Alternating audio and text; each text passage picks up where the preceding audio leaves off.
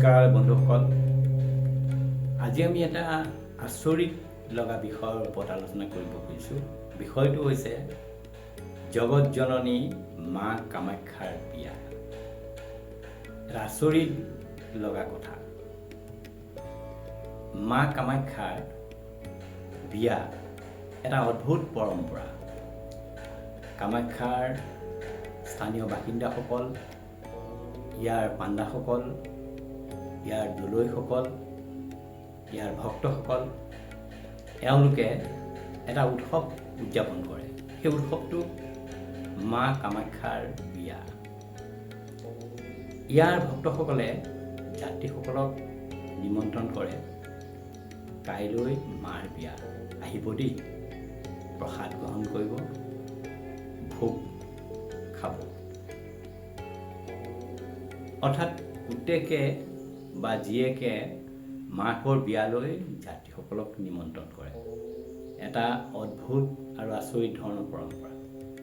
আচলতে এই পৰম্পৰাটোনো কি, এই বিষয়ে আমি জানিবলৈ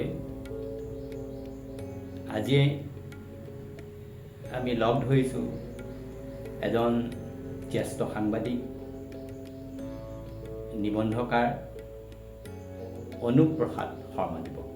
আমি শৰ্মাদেৱৰ পৰা এই পৰম্পৰাটো সম্পৰ্কত অৱগত হ'ম আৰু এই পৰম্পৰাটোনো কিয় পালন কৰা হয়, এই পৰম্পৰাৰ অন্তৰ্নিহিত কি সত্য লুকাই আছে, সেই বিষয়ে আমি তেখেতৰ পৰা অৱগত হ'ম। আচলতে কামাখ্যা বাসিন্দাসকলে এটা প্ৰচাৰিত হৈ আছে সদায়, মা কামাখ্যাই কামদেৱ অৰ্থাৎ সদাশিৱৰ লগত বিয়াত হয়। এই বিয়াৰ এটা বিৰাট ধুমধামেৰে এই বিয়া আয়োজন কৰা হয়। এই বিয়াত ভক্তসকলে নিজৰ হিয়া উজাৰি ৰং ৰহস্য কৰে আৰু যাত্ৰীসকলক ভোগ, অন্ন, প্ৰসাদ আদি বিতৰণ কৰে। এই সবিশেষ আমি আমাৰ স্থানীয় বাসিন্দা তথা জ্যেষ্ঠ সাংবাদিক অনুপ প্ৰসাদ শৰ্মাৰ পৰা আমি এই বিষয়ত অৱগত হ'ম। বাৰু শৰ্মাদেৱ, আপুনি এই পৰম্পৰা সম্পৰ্কত আমাৰ শ্ৰোতা দৰ্শকসকলক কিছু অৱগত কৰকচোন, আৰু এই পৰম্পৰাৰ কি তাৎপৰ্য তাৰ বিষয়ে আপুনি আমাৰ দৰ্শকসকলক অৱগত কৰক।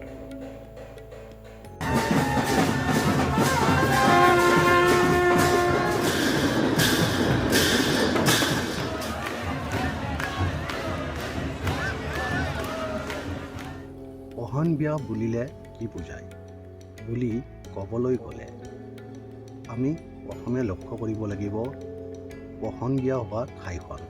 এই ঠাইখন হ'ল কামাখ্যা মন্দিৰ। এই কামাখ্যা মন্দিৰত পহন বিয়া হয় বুলি কামাখ্যাৰ মানুহে কয়। কামাখ্যাৰ মানুহে কয় মানে এইটোৱে বুজাইছোঁ মই যে ইয়ালৈ অহা তীৰ্থযাত্ৰী ভক্ত সকলোকে কামাখ্যাৰ মানুহে কয় যে মাৰ বিয়া আহিবা, এই বুলি মানুহখিনিক নিমন্ত্ৰণ দিয়ে। মানুহখিনিয়ে আহে। অহাৰ পিছত দেখা যায় কি মন্দিৰটোত অকল কামাখ্যা মন্দিৰে নহয়, কামাখ্যা মন্দিৰৰ লগত দুটা মন্দিৰৰ কথা জড়িত আছে। এটা হ'ল কামাখ্যাৰ মূল মন্দিৰ, আনটো হ'ল কামেশ্বৰ মন্দিৰ। এই কামেশ্বৰ মন্দিৰ আৰু কামাখ্যা মন্দিৰত ফুলেৰে সজোৱা হয়, আলোকসজ্জাৰে সজ্জিত কৰা হয় আৰু আমি দেখা পাওঁ কি পালকি লৈ যায়, পালকিত দেৱ দেৱীক লৈ যোৱা হয়, দুটা মন্দিৰৰ পৰা অহা যোৱা কৰা হয়। তাৰপিছত সাধাৰণ মানুহবিলাকে দেখে কি যে ইয়াৰ লগত যিবিলাক মানুহ জড়িত, বিশেষকৈ পূজাখনৰ লগত যিবিলাক জড়িত, মানে পূজাৰীৰ লগত সেৱাইত এওঁলোক ব্যস্ত হৈ নিজৰ নিজৰ কামখিনি কৰে আৰু বাকী মন্দিৰ পৰিচালনা সমিতিয়ে গোটেই বিবাহ উৎসৱটো পৰিচালনা কৰাৰ কাৰণে প্ৰসাদ প্ৰস্তুত কৰে, প্ৰসাদ যাত্ৰীবিলাকক বিতৰণ কৰে। প্ৰসাদৰ ভিতৰত চাহ, মিঠাই এইবিলাক থকাৰ উপৰিও সিদ্ধন্নও বিতৰণ কৰা হয়। সাধাৰণভাৱে এইখিনিৰ বাহিৰেও আৰু কিছুমান বস্তু যোগ কৰে পৰিচালনা কমিটিয়ে, যেনে ধৰক সাংস্কৃতিক অনুষ্ঠান হিচাপত নাগাৰা নামত যোগান ধৰে, আন তিৰোতাবিলাকে আয়তী নাম গায়।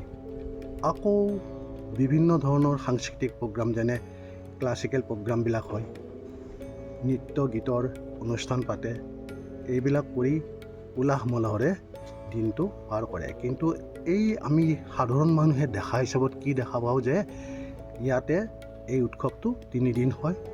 প্ৰথম দিনা কয় অধিবাস, দ্বিতীয় দিনা হয় বিয়া, তৃতীয় দিনা হয় বাঁহে বিয়া। প্ৰথম দিনাৰ হয় সন্ধিয়াৰ সময়ত, তৃতীয় দিনাও হয় সন্ধিয়া সময়ত, আৰু দ্বিতীয় দিনা অৰ্থাৎ বিয়াৰ দিনটোত হয় আমাৰ দিনতেই শেষ হৈ যায়। পৰ্ব এইখিনি সাধাৰণ মানুহে দেখা পায়। কিন্তু লক্ষণীয় কথাটো হ'ল ইয়াৰ মানুহে এই বিয়াখনক কয় পহান বিয়া। পহান বিয়া বুলি কিয় কয় সেইটোহে চাব লগা কথা। তাৰমানে যদিও ইয়াত লিখি দিয়ে পোহন বিয়া বুলি, পোহন শব্দটো সংস্কৃত পুংচবন শব্দৰ পৰা আহিছে। পুংচবন শব্দটো হ'ল হিন্দুবিলাকে মানিবলগীয়া 10 কৰ্মৰ এক কৰ্ম হ'ল পুংসবন। সেই পুংসবনৰ পৰা পোহন শব্দটো আহিছে। বাংলা ভাষাত আৰু অসমীয়া ভাষাত পোহন শব্দটোৱেই ব্যৱহাৰ কৰা হয়। কিন্তু আচৰিত কথাটো এইটো পুংসবন হয় জানো? কাৰণ পুংসবনত যিবিলাক ৰীতি ৰিবাজ থাকে, যেনে বটগছৰ গুটি, জপ, মাকলাই বা মাটিমাহ, এইবিলাক ইয়াত সাধাৰণতে দেখা নাযায়। আৰু এটা সুন্দৰ কথা হয় কি যে বিবাহ অনুষ্ঠান বা মাংগলিক অনুষ্ঠানবিলাকত সাধাৰণতে যিবিলাক অনুষ্ঠান পাতে সেইবিলাকত সাধাৰণতে কি কৰে, শ্ৰাদ্ধ কৰে। সেই শ্ৰাদ্ধত পূৰ্বপুৰুষৰ শ্ৰাদ্ধবিলাক কৰিব লাগে, মানে 7 পুৰুষীয়া, কোনোবাই কয় এনে 7 পুৰুষীয়া শ্ৰাদ্ধ কৰা। আৰু কিছুমানে কয় যে নান্দিমুখৰ শ্ৰাদ্ধ কৰিব লাগে। এতিয়া নান্দিমুখৰ শ্ৰাদ্ধ মানে কি, 9জন পূৰ্বপুৰুষৰ 9জন পূৰ্বপুৰুষক স্মৰণ কৰাৰ কথা কোৱা যায়। এই শ্ৰাদ্ধবিলাক কৰাৰ লগে লগে কি হয়, এই শ্ৰাদ্ধৰে তাৰমানে আমাৰ যিটো হিন্দু ধৰ্মৰ মৰণ শৌচ আৰু জন্মৰ পিছত যিটো জন্মৰ অশৌচ আছে, জন্মৰ মৃত্যুত যিটো অশৌচ আছে, সেই অশৌচটো কমাব পাৰি বুলি কয়। কাৰণ এইবিলাক কৰিলে, এই পহন বিয়া কৰিলে বা আন যেনেকৈ মাংগলিক কাম আছে, লগুণ দিয়নি বা লগুণ দানি বা মানে উপনয়ন, ভাতচিনি বা অন্নপ্ৰসন বা বিবাহ অথবা পহন বিয়া মানে পুংসবন, এইবিলাক কৰিলে বৃদ্ধি শ্ৰাদ্ধ পায় বুলি কয়। মানে জন্মৰ মৃত্যুত যিটো অশৌচ আছে সেই অশৌচটো কমাব পাৰি বুলি কয়। কিন্তু এই যিটো বিয়া, পহন বিয়া বা পুংসবন বুলি যিটো কৈছে, সেইটোত এইবিলাক পোৱা নাযায়। আৰু আচৰিত কথাটো হ'ল, যদি শ্ৰাদ্ধই কৰিব লাগে, সেই শ্ৰাদ্ধততো 9টা পুৰুষৰ নাম ক'ব লাগিব। তেতিয়া এই শিৱৰ 9 পুৰুষ কোন, দেৱীৰ 9 পুৰুষ কোন, এইবিলাকতো মহা মুস্কিল কথা হৈ যাব। গতিকে তাতে চাই ভিতৰীয়া কথাবিলাক হ'ল বেলেগ। তাৰমানে বাহ্যিকতে আমি এইটো দেখা পাওঁ কি, এইটো হ'ল পহন বিয়া। এই পহন বিয়াটো কেনেকৈ আহিল, মানুহে পহন বিয়া বুলি কেনেকৈ ক'লে? আচলতে এইটো পুংসবন নহয় যে, সেইটো প্ৰমাণ হ'ল। কিন্তু পহন বিয়া বুলি কিয় ক'লে? তাৰমানে কেইবাটাও কথা আছে। প্ৰথমতে হ'ল এইটো পুহ মাহত অনুষ্ঠিত হয়। ইয়াৰ মানুহে কোৱা মতে এইটো হয় পুহ মাহত অনুষ্ঠিত, আৰু পুষ্যা নক্ষত্ৰৰ দ্বিতীয়া বা তৃতীয়া তিথিত কৃষ্ণপক্ষতে এইটো অনুষ্ঠান কৰা যায়।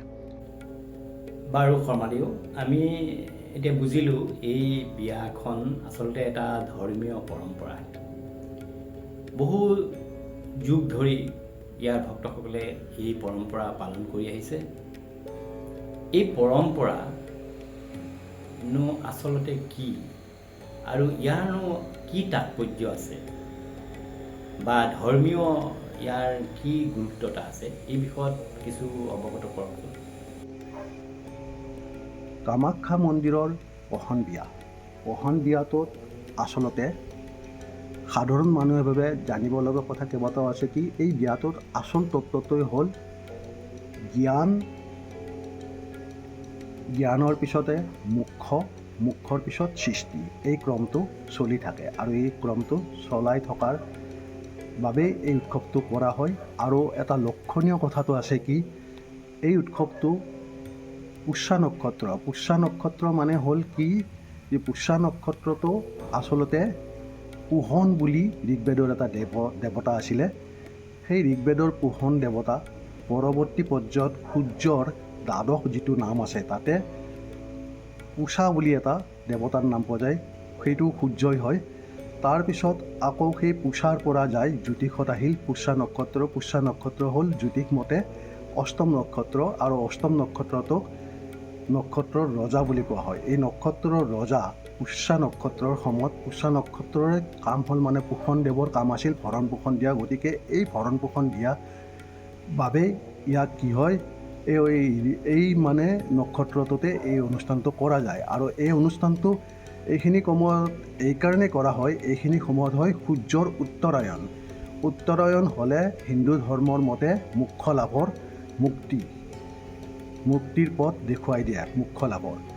মোক্ষ লাভৰ পথ দেখুৱাই দিয়ে কোনে? উত্তৰায়ণে, সূৰ্যৰ উত্তৰায়ণে। সূৰ্যৰ উত্তৰায়ণে যেতিয়া দেখুৱাই দিয়ে, সেইকাৰণে আমি ক'ত যাব পাৰোঁ? মহাভাৰতত যাব পাৰোঁ। মহাভাৰতত ভীষ্মই উত্তৰায়ণৰ সময়তে চকু মুদিছিলে, অৰ্থাৎ মৃত্যু ঘটিছিল ভীষ্মৰ, শৰসজ্জত থকা ভীষ্মৰ। গতিকে উত্তৰায়ণত আকৌ উত্তৰায়ণ আমাৰ এটা লক্ষণীয় দিশ আছে কি, মানে আমাৰ মাঘী পূৰ্ণিমা, মানে যিটো আমাৰ মাঘ মাহত হয়, মানে পুহ মাঘৰ সংক্ৰান্তিত যিটো মানে পুহ আৰু মাঘ মাহত যিটো সংক্ৰান্তিত হয়, সেই সংক্ৰান্তিটোৰ মকৰ সংক্ৰান্তি বুলি কয়। এই মকৰ সংক্ৰান্তিটোৱে মানে বুজায় আমাক মুখৰ ফালে যাত্ৰা আৰম্ভ বুলি। গতিকে ধৰ্মৰ লগত জড়িত মানুহখিনিয়ে এইখিনি সময়ত সাধাৰণতে কি কৰে? এই ধাৰ্মিক অনুষ্ঠানবিলাক, সাধনাবিলাক কৰে। গতিকে এই পুষ্যা নক্ষত্ৰত কামাখ্যাৰ পহন বিয়া হয়। পহন বিয়াত লক্ষ্য কৰিবলগীয়া, সাধাৰণ মানুহে জানিবলগীয়া কথাটো হ'ল কি, ইয়াতে প্ৰথমতে জ্ঞানৰ লগত মুখ্য, তাৰপিছত সৃষ্টি, অৰ্থাৎ জ্ঞান, মুখ্য আৰু সৃষ্টি। এই যিটো মানে আমাৰ চাৰ্কুল আছে, যিটো বৃত্ত আছে, এই বৃত্তটো এই উৎসৱৰ দ্বাৰা সাধাৰণ মানুহৰ চকুত আহি পৰে। এতিয়া আমি জ্ঞান বুলি ক'লে সাধাৰণতে বুজি পাম শিৱ মানে ইয়াত কামেশ্বৰ শিৱৰ কথা কোৱা হৈছে। এইটো হ'ল কামেশ্বৰ শিৱ। এই কামেশ্বৰ শিৱৰ লগত আমাৰ ভোগমূৰ্তি বিয়া হয়। কামেশ্বৰ শিৱৰ আছে ইয়াত 5খন মুখ। এই 5খন মুখক যদি আমি সাধাৰণ মানুহ চবত ধৰ্মৰ জ্ঞান বুজাবলৈ গ'লে বহুত দীঘলীয়া হ'ব বস্তুটো। তাতে পৰবিদ্যাৰ কথা ক'ব লাগিব, অপৰবিদ্যাৰ কথা ক'ব লাগিব। সেইবিলাক সাধাৰণ মানুহৰ কাৰণে নহ'ব। সাধাৰণ মানুহৰ হিচাপত ক'ব গ'লে ইয়াত জ্ঞান হ'ব প্ৰথমতে পৰ্যবেক্ষণ। প্ৰথম মুখখন যদি চাওঁ আমি পৰ্যবেক্ষণ কৰিব লাগিব। যদি জ্ঞান পাব লাগে আমি পৰ্যবেক্ষণ কৰিব লাগিব। দ্বিতীয়তে পৰ্যবেক্ষণ কৰাৰ পিছত আহিব প্ৰয়োগ কৰা। প্ৰয়োগ কৰাৰ পিছত আহিব তৃতীয়খনত হ'ব কি, এটা ফল পাম আমি, মানে পৰিণতি। গতিকে তৃতীয়খনত ফল পালোঁ। চতুৰ্থখনত যদি আমি যাম তেতিয়া কি হ'ব, ফল পোৱাৰ পিছত আমি হয় জিকিম, নহ'লে আমাৰ কামটো মানে বিচৰা ধৰণে নহ'ব। অৰ্থাৎ আমি হয় জিকিম, নহ'লে হাৰিম। এই হাৰা বা জিকা বা শিকা যিটো পদ্ধতি, সেই পদ্ধতিটো আমি পৰিশোধন কৰিব লাগিব। অৰ্থাৎ কিবা পালে উত্ৰাৱল হ'ব নালাগিব, আৰু কিবা নাপালে হতাশ হ'ব নালাগিব। আৰু সেইটো বিচাৰ বিশ্লেষণ কৰি পৰিশোধন কৰিব কোনখন মুখে? এই 4 নম্বৰ মুখখনে। আকৌ 5 নম্বৰ মুখখনত হ'ব কি, পৰোপকাৰ। গতিকে এই পৰোপকাৰ কৰাৰ পিছতে আচলতে জ্ঞান হ'ব। গতিকে সাধাৰণ মানুহে বুজি পালে কি, জ্ঞান মানে এই কামেশ্বৰ শিৱ যিটো মূৰ্তি দেখুওৱা হৈছে, ইয়াত 5খন যিখন মুখ আছে, তাৰে প্ৰথমখন হ'ল পৰ্যবেক্ষণ, দ্বিতীয়খন হ'ল প্ৰয়োগ, তৃতীয়খন হ'ল পৰিণতি বা ফল, মানে লাভ লোকচান, চতুৰ্থটো হ'ল পৰিশোধন, আৰু পঞ্চমটো হ'ল আমাৰ পৰোপকাৰ। পৰোপকাৰৰ পিছতে মানুহজন প্ৰকৃততে জ্ঞানী হয়। গতিকে এতিয়া আমি গম পালোঁ যে শিৱৰ মানে কামেশ্বৰ শিৱৰ যিটো আমি বৰ্ণনা দিলোঁ, সেই সাধাৰণ মানুহে বুজি পালে এই কামেশ্বৰ শিৱৰ লগত কাৰ বিয়া হ'ব? এয়া আমাৰ ভোগমূৰ্তিৰ বিয়া হ'ব। যদিও কোৱা হয় যে কামেশ্বৰীৰহে বিয়া হয় বা কামাখ্যা মাৰ বিয়া হয়, আচলতে কামাখ্যা মাৰো কামেশ্বৰ শিৱৰ লগত বিয়া নহয়, কামেশ্বৰীৰো নহয়। আচলতে বিয়া হয় ভোগমূৰ্তিৰ লগত। ভোগমূৰ্তিত মন কৰিবলগীয়া কথাটো আছে 6খন মুখ। এতিয়া 6খন মুখ মানে এই ভোগমূৰ্তিটো হ'ল মোক্ষৰ প্ৰতীক। গতিকে জ্ঞানৰ পিছত আমি মোক্ষ পাম, যিটো হিন্দু ধৰ্মৰ আৰু আন আন ধৰ্মত সাধাৰণতে কয়। গতিকে ইয়াত কি হ'ল, পৰোপকাৰৰ পিছত কামেশ্বৰ শিৱ যেতিয়া ইয়াত বিবাহ হ'ল, অৰ্থাৎ এওঁৰ লগত জড়িত হ'ল, গতিকে ইয়াতে আহিব প্ৰথমতে জ্ঞানে পাব প্ৰথম মুখখনত আনন্দ। যেতিয়া পৰোপকাৰ কৰিলে প্ৰথম মুখখনত পালে আনন্দ। দ্বিতীয় মুখখনত কি পাব? নিজানন্দ। নিজানন্দ মানে হ'ল আত্মানন্দ বা নিজানন্দ। তৃতীয় মুখখনত পাব কি? তৃতীয় মুখখনত পাব মানে মহানন্দ। চতুৰ্থ মুখখনত পাব কি? চতুৰ্থ মুখখনত পাব পৰমানন্দ। আৰু পঞ্চম মুখখনত পাব কি? ব্ৰহ্মানন্দ। গতিকে এই 5টা ষ্টেপ হৈ গ'ল মানে মোক্ষ হ'ল। গতিকে এয়া আমি গম পালোঁ কি, যে সাধাৰণ মানুহ হিচাপত আমি গম পালোঁ যে জ্ঞানৰ পিছত মুক্তি মানে আচলতে আনন্দ। সেই আনন্দ কি হ'ল? ব্ৰহ্মানন্দৰ লগত মিলিল। এতিয়া যে 6 নম্বৰ মুখখন আছে, সেইটো কি? 6 নম্বৰ মুখখন হ'ল তাৰমানে আনন্দৰ পিছত আহিব সাধাৰণতে সৃষ্টি। গতিকে 6 নম্বৰ মুখখনে ক'ব যে সৃষ্টি হ'ল। গতিকে ইয়াৰ পৰা সাধাৰণ মানুহে বুজিব এইটো কথাই যে কামেশ্বৰ শিৱ আৰু ভোগমূৰ্তিৰ বিয়াৰ মূল তত্ত্বটোই হ'ল জ্ঞানৰ পিছত মোক্ষ বা মুক্তিৰ পিছত সৃষ্টি। এইটোই হ'ল কামাখ্যাৰ পহন বিয়াৰ মূল তত্ত্ব। সাধাৰণ মানুহৰ বাবে এইখিনি কথা জনাটো অতি প্ৰয়োজন।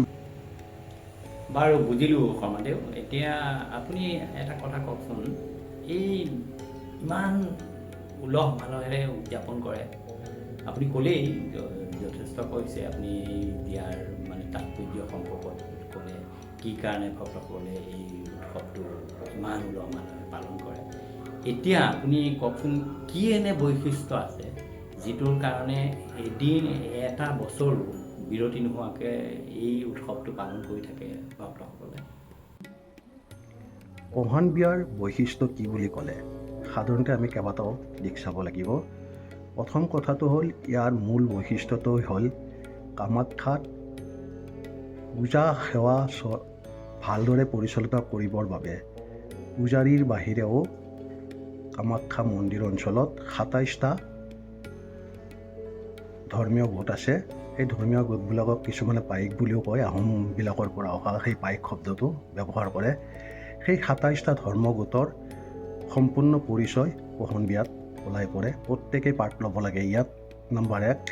গতিকে প্ৰত্যেকেই পাৰ্ট লোৱাৰ লগে লগে কামাখ্যা মন্দিৰ পৰিচালনাৰ যিজন দলয় বা যি দুগৰাকী দলয় আছে বৰ্তমান, সেই দুগৰাকী দলয়ে এই 27টা ধৰ্মীয় গোটক সজাগ কৰি দিব লাগে। তেওঁলোকৰ কৰ্মৰ বাবে, দায়িত্বৰ বাবে সজাগ কৰি দিয়াটো উচিত প্ৰথম। দ্বিতীয় কথাটো হ'ল, এই বিয়াখনত উদ্দেশ্যই হ'ল কি, বিভিন্ন ধৰণৰ সংস্কৃতি আদৰি লোৱাটো। বিভিন্ন ধৰণৰ সংস্কৃতিক আদৰি লোৱাটো মানে মই কিয় ক'লোঁ, কাৰণ ইয়াত যিটো শিৱ মানে কামেশ্বৰৰ বিয়া অনুষ্ঠান হয়, কাৰ লগত? ইয়াৰ ভোগমূৰ্তিৰ লগত। বহুতে কয় মা কামাখ্যাৰ বিয়া বুলি, কোনোবাই কয় আকৌ কামেশ্বৰীৰ লগত কামেশ্বৰৰ বিয়া বুলি। আচলতে সেইটো কথা নহয়। বিয়াটো হয় কামেশ্বৰ শিৱ আৰু ভোগমূৰ্তিৰ লগত। এই মূৰ্তিৰ লগত যেতিয়া বিয়াটো হয়, তেতিয়া শিৱৰ মন্দিৰৰ পৰা মানে কামেশ্বৰ মন্দিৰৰ পৰা লৈ অনা হয়। আৰু কামেশ্বৰ মন্দিৰৰ পৰা লৈ অনাৰ পিছত, বিয়া হোৱাৰ পিছত শিৱই ইয়াতে মা ভোগমূৰ্তিৰ ওচৰতে 364 দিন ইয়াতে একেলগে থাকি যায়। গতিকে কি হ'ল,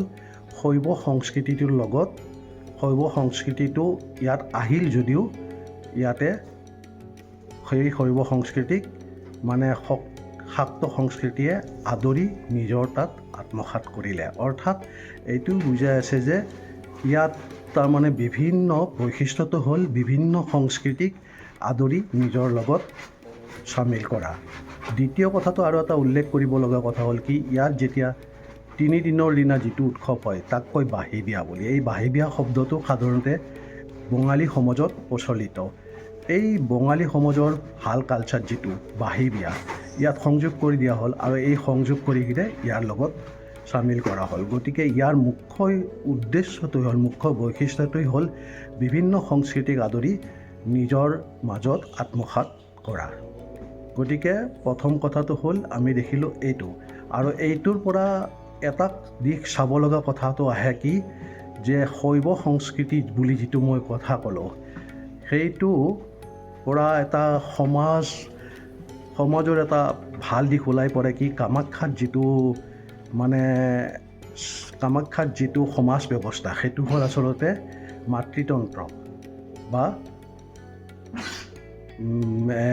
মাতৃতন্ত্ৰ আৰু বাকী আমাৰ যিটো এই বাকী সমাজত আছে সেইটো হ'ল পিতৃতন্ত্ৰ। অতি সুন্দৰ, আপুনি খুব সুন্দৰভাৱে এইটো ব্যাখ্যা কৰিলে। আচ্ছা, এতিয়া এটা কথা কওকচোন, মোৰ মনত এটা ভাৱ উদয় হৈছে। কামাখ্যাত এইটো এটা ব্যতিক্ৰমী অনুষ্ঠান নিশ্চয়। কামাখ্যাত যিবিলাক উৎসৱ পৰম্পৰাগতভাৱে পালন কৰি আহিছে ভক্তসকলে, সেই উৎসৱৰ লগত এই উৎসৱটোৰ কিবা সম্বন্ধ আছে নেকি? কিবা এই উৎসৱটোৰ লগত কিবা প্ৰকাৰে জড়িত হৈ আছে নেকি? ইয়াৰ বিষয়ে আপুনি কওকচোন। আৰু এটা প্ৰশ্ন মই আপোনাক কৰিব খুজিছোঁ, যে আমাৰ সমাজ ব্যৱস্থাটো ধৰ্মীয় আধাৰতেই গঠিত। এই সমাজ ব্যৱস্থাটোত মাতৃতান্ত্ৰিক সমাজ ব্যৱস্থা বা পিতৃতান্ত্ৰিক সমাজ ব্যৱস্থা, এই কথাবিলাক এই উৎসৱটোৰ লগত কিবা প্ৰকাৰে জড়িত হৈ আছে নেকি? পঢ়ান বিয়াৰ লগত কেইবাটাও কথা জড়িত হৈ আছে। প্ৰথম কথাটো, পঢ়ান বিয়া বুলি যিটো কওঁ আমি, সেইটো হয় পুষ্যা নক্ষত্ৰ। জ্যোতিষ মতে পুষ্যা নক্ষত্ৰ হ'ল 8 নম্বৰ নক্ষত্ৰ। এতিয়া এই 8 নম্বৰ নক্ষত্ৰ যিটো পঢ়ান বিয়া হয় কামাখ্যাত, সেই পঢ়ান বিয়াটো হোৱাৰ আগে পিছে দুটা বস্তু জড়িত হৈছে। দুটা বস্তু আচলতে মই ক'ব গৈছোঁ, দুটা অনুষ্ঠান জড়িত হৈছে। এটা হ'ল কৃষ্ণৰ পুষ্যাভিষেক যাত্ৰা, পুহ মাহৰ পূৰ্ণিমাৰ দিনা এইটো হয়। পুষ্যাভিষেক যাত্ৰাৰ লগত শ্ৰী শ্ৰী দেৱীৰ অংগৰাগ পৰ্ব এটা চলে। আৰু এটা বস্তু জড়িত হৈছে, আৰু এটা উৎসৱ জড়িত হৈছে কি, মকৰ সংক্ৰান্তিত কপিল মুনিৰ কথাটো জড়িত হৈছে। কপিল মুনিৰ আশ্ৰম এখন আছে। সেই কপিল মুনিৰ আশ্ৰমো মানুহে গংগাসাগৰ মেলাত গৈ গংগাত গা ধুই কপিল মুনিৰ আশ্ৰমত প্ৰৱেশ কৰি কপিল মুনিৰ মন্দিৰ দৰ্শন কৰি মোক্ষ লাভ পাব বুলি ভাবি সেইখিনি কৰি উভতি আহে। এতিয়া কথাটো হ'ল যে এই কৃষ্ণ বুলি যেতিয়া কওঁ আমি, কৃষ্ণৰ এটা বৰ ইণ্টাৰেষ্টিং কথা আছে কি, কৃষ্ণৰ হ'ল ঘৈণীয়েকৰ সংখ্যা হ'ল 16,108। এতিয়া 16,108 হ'লে এতিয়া আমি দেখি পাম যে ইয়াৰ কৃষ্ণৰ মুখ্য ঘৈণীয়েক হ'ল 8 গৰাকী। 8 গৰাকী ঘৈণীয়েক কোন কোন, এইটো কথা আমাৰ জানিবৰ মন যাব। এতিয়া 8 গৰাকী ঘৈণীয়েক কোন কোন বুলি ক'লে প্ৰথমতে আমি ক'ম ৰুক্মিণী, সত্যভামা, 3 নম্বৰত আছে জাম্বুৱতী, 4 নম্বৰত আছে নাগনা জিতা, 5 নম্বৰত আছে কালিন্দী, 6 নম্বৰত আছে মিত্ৰভিন্দা, 7 নম্বৰত আছে লক্ষণা, 8 নম্বৰত আছে ভদ্ৰা। এই 8জনী হ'ল কৃষ্ণৰ মুখ্য পত্নী। এই 8ৰ লগত 16,100 যিটো 16,108টা কৃষ্ণৰ ঘৈণীয়েক। এই 16,100টো ক'ৰ পৰা আহিল? 16,100টো আহিলে কি, এই কামাখ্যা মন্দিৰৰ লগত জড়িত কথা এটা জড়িত হৈছে। তাতে কি, কামাখ্যা মন্দিৰৰ ৰজাজন আছিল নৰক। তেওঁক বহুতে ভুল কৰি নৰকাসুৰ বুলি কয়। নৰকাসুৰ বুলি এইকাৰণে কয়, আৰ্যবিলাকৰ আগতেই তেওঁ আছিল, অৰ্থাৎ তেওঁ অনাৰ্য, আৰু আৰ্যবিলাকে অনাৰ্যবিলাকক সাধাৰণতে অসুৰ বুলি কৈছিল। সেইকাৰণে ৰজা নৰক, যি ৰজা নৰক হ'ল কামাখ্যা গোসাঁনীৰ একমাত্ৰ ভক্ত, শ্ৰেষ্ঠ ভক্তই হ'ল নৰক ৰজা। সেই ভক্ত ৰজা নৰকে বন্দী কৰি ৰাখিছিল 16,100 গৰাকী কন্যা, দেৱকন্যা, তেনেকৈ দেৱতাবিলাকৰ লগত যুদ্ধ লগাৰ পিছত। এতিয়া সত্যভামাৰ অনুৰোধত সেই 16,100 গৰাকীক কৃষ্ণই নৰকৰ মৃত্যুৰ পিছত উদ্ধাৰ কৰি তেওঁলোকক পত্নীৰ মৰ্যাদা দিয়ে। গতিকে কৃষ্ণৰ ঘৈণীয়েক হ'ল 16,108 গৰাকী। এতিয়া এইখিনি কোৱাৰ মূলতে হ'ল, এতিয়া যদি আমি 108টো যদি যোগ কৰোঁ কিমান হ'ব? 1 + 8 = 9, আৰু এইফালে যদি 16,100 যোগ কৰোঁ তেতিয়া পাম আমি 8। এতিয়া পুহ মাহটো হ'ল বছৰৰ 9ম মাহ। আকৌ আমাৰ যিটো নক্ষত্ৰত এই পহান বিয়াটো হয় সেইটো হ'ল পুষ্যা নক্ষত্ৰ, সেইটোৰ সংখ্যা হ'ল কি? জ্যোতিষমতে 8। গতিকে দেখা গ'ল ইয়াৰ লগত এইটো কথা জড়িত আছে। আৰু যে এটা মই ধৰ্মীয় কথা জড়িত থকা বুলি কৈছিলোঁ, কপিল মুনি, সেই কপিল মুনিৰ কথাটো এনেকুৱা যে কপিল মুনি আশ্ৰমত খগৰ ৰজাৰ ঘোঁৰা এটা ইন্দ্ৰই চুৰ কৰি ৰাখি থৈছিলে। সেই ঘোঁৰাটো বিচাৰি তেওঁৰ পুতেকবিলাকে বিচাৰি গৈ কপিল মুনিৰ আশ্ৰমত সেই ঘোঁৰাটো পাইছিলে, আৰু সেই ঘোঁৰাটো পোৱাৰ বাবে কপিল মুনিয়ে চুৰ কৰা বুলি কপিল মুনিক অযথা দুখ দিছিলে। এতিয়া কপিল মুনি হ'ল বিষ্ণুৰ 25টা অৱতাৰৰ এটা অৱতাৰ। গতিকে কপিল মুনিৰ খং উঠিল, আৰু সেই খঙত তেওঁ সেই খগৰৰ পুতেকবিলাকক ভস্ম কৰি পেলালে। তাৰপিছত যেতিয়া খগৰ নিজে গ'ল আৰু দুখ স্বীকাৰ কৰিলে, তেতিয়া তেওঁ অনুগ্ৰহ কৰি তেওঁলোকক জীয়াই দিব বুলি ক'লে। যেতিয়া স্বৰ্গৰ পৰা পাৰ্বতীয়ে গংগাৰ ৰূপ লৈ স্বৰ্গৰ পৰা যদি নামি আহে, আৰু সেই নামি অহা গংগাৰ পানীৰে এই খগৰৰ পুত্ৰবিলাকৰ যিবিলাক ভস্ম কৰিছিলে সেইবিলাকৰ সেই ভস্মৰ ছাইবিলাকত গংগাৰ পানী লগাই দিলে কি হ'ব? তেওঁলোক উদ্ধাৰ হ'ব। আৰু সেইটো কাম কৰিলে ক'ৰ? খগৰ বংশৰ ভগীৰথে গংগাক স্বৰ্গৰ পৰা আৰাধনা কৰি নমাই আনিলে, শিৱৰ জৰিয়তে গংগাক বোৱাই আনিলে। শিৱৰ জটাৰে গংগা বৈ আহিল যদিও বৈ আহি পৰৱৰ্তী পৰ্যায়ত কপিল মুনিৰ আশ্ৰমত গ'ল, আৰু কপিল মুনিৰ আশ্ৰমত গৈ সেই ভস্মীভূত কৰা খগৰ পুত্ৰবিলাকক কি কৰিলে? ছাইবিলাকৰ লগত গংগাৰ পানী লগ হৈ তেওঁলোকে মুক্তি পালে। গতিকে এইটো কথা তাতে জড়িত হৈ আছে। গতিকে এই পহন বিয়াৰ লগত আগে পিছে এই দুটা অনুষ্ঠানো জড়িত হৈ আছে। কামাখ্যাৰ এই পহন বিয়াত এটা উল্লেখযোগ্য দিশ দেখা পোৱা যায়, সেইটো হ'ল কি? যিটো কামাখ্যাৰ সমাজ ব্যৱস্থা হ'ল মাতৃতন্ত্ৰ, অৰ্থাৎ মেট্ৰিয়াৰ্ক।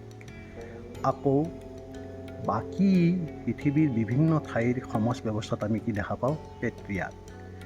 এতিয়া এই পহন বিয়াটোত পেট্ৰিয়াৰ্ক সোমাই পৰে মানে কিয় কৈছোঁ মই এইটো সোমাই পৰে বুলি?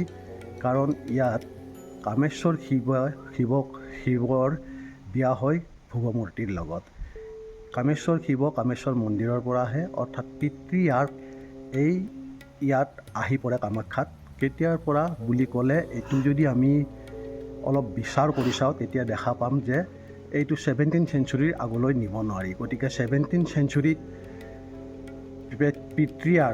পেট্ৰিয়াৰ্ক বা পিতৃতন্ত্ৰ কামাখ্যাৰ সমাজ ব্যৱস্থাত সংগোপনে সোমাই পৰে যদিও কামাখ্যাৰ সমাজ ব্যৱস্থা মেট্ৰিয়াৰ্কৰ ওপৰতে যিহেতু নিৰ্ভৰ কৰে, গতিকে কি হ'ল কামাখ্যাৰ সমাজ ব্যৱস্থাত পেট্ৰিয়াৰ্ক বা পিতৃতন্ত্ৰ সোমাল যদিও তাক মেট্ৰিয়াৰ্কে নিজৰ তাত আত্মসাৎ কৰিলে, অৰ্থাৎ পেট্ৰিয়াৰ্ক সংস্কৃতিক মেট্ৰিয়াৰ্কে আদৰি ল'লে, আৰু মাতৃতান্ত্ৰিকতাৰ ধ্বজা বা মেট্ৰিয়াৰ্কৰ ধ্বজাখন কামাখ্যা মন্দিৰে পুনৰ জীপাল কৰি ৰাখিলে, পুনৰ উজ্বলাই ৰাখিলে। বন্ধুসকল, আপোনালোকে মা কামাখ্যাৰ বিয়া সম্পৰ্কত নিশ্চয় অৱগত হ'ল। এটা ধৰ্মীয় পৰম্পৰা, স্থানীয় সাংবাদিক অনুপ প্ৰসাদ শৰ্মাই আপোনালোকক সবিশেষ অৱগত কৰিলে। এই পৰম্পৰানো কি, ইয়াৰ কি তাৎপৰ্য, ইয়াৰ বৈশিষ্ট্য কি, ইয়াৰ ৰীতি নীতি, ইয়াৰ ধৰ্মীয় পৰম্পৰা, এই সম্পৰ্কত আধ্যাত্মিক তথ্য সহকাৰে তেখেতে আমাৰ আগত গোটেই অনুষ্ঠানটো বা গোটেই উৎসৱটো সম্পৰ্কত দাঙি ধৰিবলৈ চেষ্টা কৰিলে। তেখেতে তাৰ সমান্তৰালকৈ ইয়াৰ যিটো ধৰ্মীয় পৰম্পৰাৰ সৈতে এক বৈজ্ঞানিক যুক্তিও তেখেতে দাঙি ধৰিব খুজিলে। সেই বন্ধুসকল, আপোনালোকে ভিডিঅ'টো চাই যদি ভাল পালে তেতিয়াহ'লে লাইক কৰিব, আপোনালোকৰ মতামত কমেণ্ট বক্সত দিব, আমাৰ চেনেলটোক ছাবস্ক্ৰাইব কৰিব আৰু অধিক হাৰত ভিডিঅ'টো শ্বেয়াৰ কৰিব, যাতে আপোনালোকৰ এই অনুপ্ৰেৰণাই আমাক নতুন ভিডিঅ' প্ৰস্তুত কৰাত উৎসাহিত কৰে। ধন্যবাদ।